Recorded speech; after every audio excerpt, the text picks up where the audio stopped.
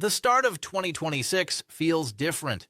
The noise that usually surrounds the crypto markets, the endless cycle of hype, the overnight liquidations, and the frantic chasing of the next shiny object has been replaced by something far more calculated and deliberate. For years, the XRP community lived in the trenches of a legal war, holding through uncertainty, waiting for a signal that this asset was more than just a line of code stuck in a courtroom battle. And that signal has finally arrived, not from a judge and not from a retail influencer, but from the highest levels of the global financial establishment. A research note from Franklin Templeton, a firm managing over $1.6 trillion in assets, quietly circulated across institutional desks before leaking into the broader public. At first glance, it looked like another dry PDF destined for a corporate archive. But as researchers dissected the language, it became clear this was not a routine update. It was a fundamental shift in how the biggest money in the world views XRP. They were no longer calling it a digital currency or a speculative asset. Instead, they used language that signals permanence and importance, words like infrastructure and fundamental. And that subtle change in tone is what caught the attention of analysts who track the transition from retail speculation to institutional necessity. The timing of this shift was not accidental. It followed the late 2025 launch of spot XRP ETFs, including Franklin Templeton's own fund, ticker XPZ, and when an asset manager of this scale launches a product and then publishes research to justify it, the rules of the game change. They are no longer observers of the market, they are architects of it. Firms like Franklin Templeton do not publish casual endorsements. Their language is carefully crafted for pension funds, sovereign wealth funds, and massive family offices. And in that framework, XRP was presented not as a trade, but as infrastructure, a component with a defined role inside a diversified digital asset portfolio. In my view, this marks the true beginning of the current market cycle. The conversation has shifted away from whether XRP will be used and toward how it will be priced once it becomes part of the global financial plumbing. Franklin Templeton described the XRP ledger as a payments-first blockchain designed for real-time, low-cost settlement, and while that description may sound familiar, coming from a $1.6 trillion institution, it becomes a powerful stamp of legitimacy. This is the moment when impossible price targets stopped sounding like whiteboard theory and started looking like mathematical projections tied to a new global standard. To understand why this paper is treated like a holy grail, you have to understand who is involved. Franklin Templeton is not a crypto-native hedge fund or a venture capital experiment. It is a global titan with over 75 years of experience and roughly $1.69 trillion under management.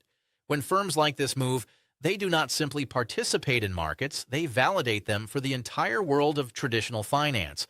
The launch of the XRP's ETF was the first domino, but the real weight came from how XRP was framed afterward, not as a ticker to trade, but as a structural necessity.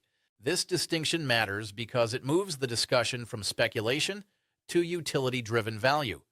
When institutions use terms like fundamental, they are speaking directly to entities that require assets capable of handling real-world financial infrastructure. And in that context, XRP becomes a building block rather than a bet. In my view, this marks the end of XRP's retail-dominated era and the beginning of its institutional phase because the world's largest asset managers have already done the due diligence, evaluated speed, cost, and settlement finality, and decided that XRP can bridge legacy systems with the future of finance. The real success here is not a sudden price pump. It is that XRP is being written into the DNA of the global financial system. For over a decade, XRP was driven by retail passion, community hype, and a David versus Goliath narrative against regulators. But as 2025 came to a close, the data began to tell a different story. While Bitcoin ETFs recorded nearly $3 billion in outflows in November, XRP-related products moved in the opposite direction, attracting roughly $666 million in new institutional capital. And this was not retail speculation. It was professional money repositioning.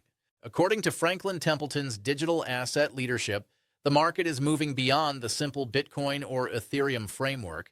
Institutions are now searching for specialized infrastructure that solves specific problems in global commerce, and XRP's focus on the $150 trillion cross-border payments market fits that need perfectly.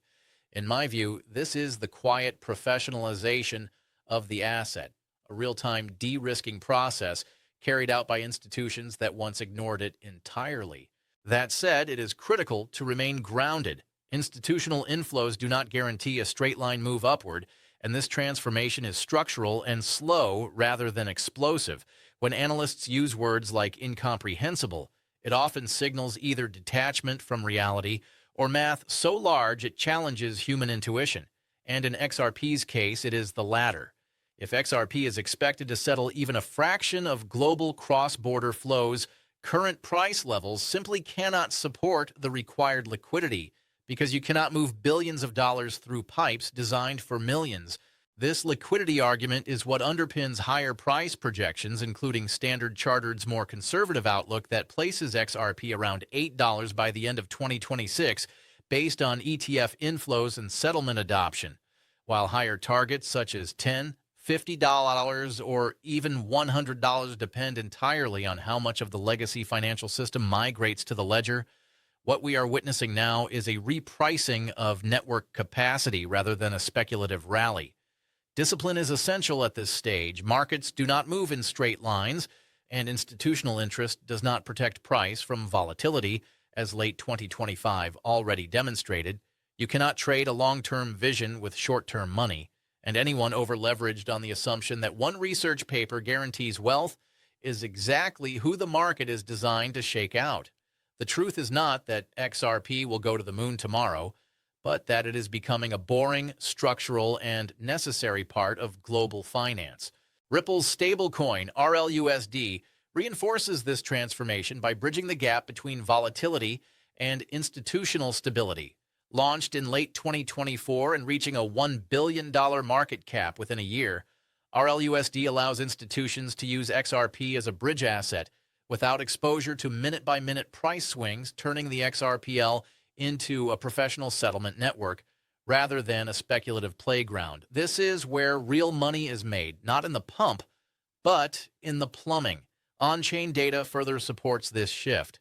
XRP balances on Western exchanges have fallen to roughly 1.5 billion tokens, an 8-year low, driven largely by ETF accumulation and institutional custody, although supply remains higher on Asian exchanges, reminding us that this is a nuanced global market. This is floor-building behavior, not a rocket launch.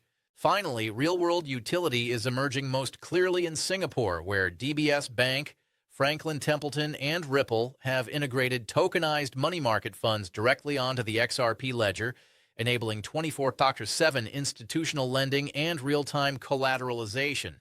This is not theory. It is infrastructure being built in real time.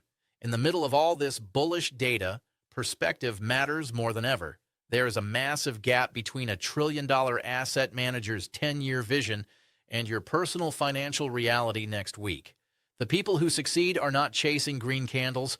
They are building knowledge, managing risk, and surviving volatility. The Franklin Templeton paper is a signal, not a guarantee, and whether XRP reaches those so-called impossible prices depends not on hype, but on discipline, patience, and education.